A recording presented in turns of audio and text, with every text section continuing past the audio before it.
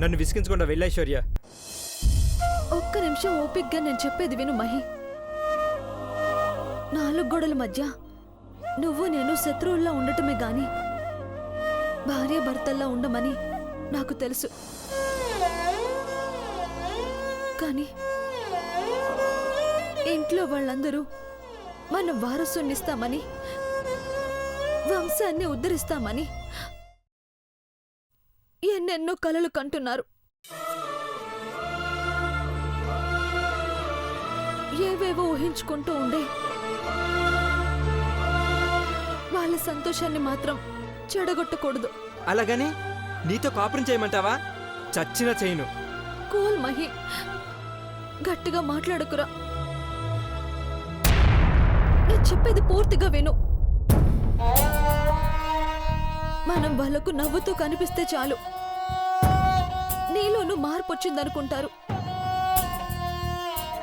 నాకు నటించడం చేత కాదు. నా మానాన్ని నన్ను వదిలే. ఎందుకు సీరియస్ అవుతావు మహి?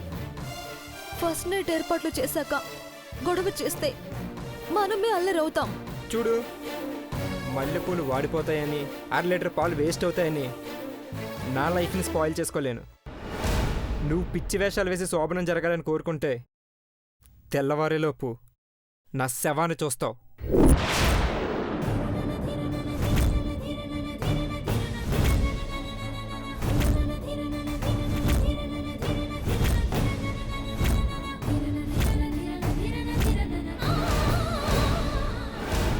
అందరినీ ఎంటర్టైన్ చేస్తూ నేను బతకలేను. నాకు నేనుగానే బ్రతుకుతాను, నాలానే ఉంటాను.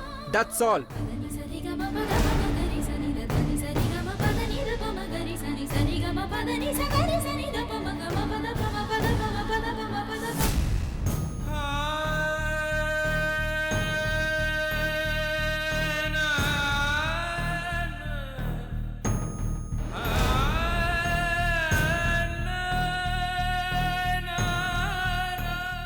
ఐశ్వర్య, మామ్ ఎప్పుడొచ్చారు?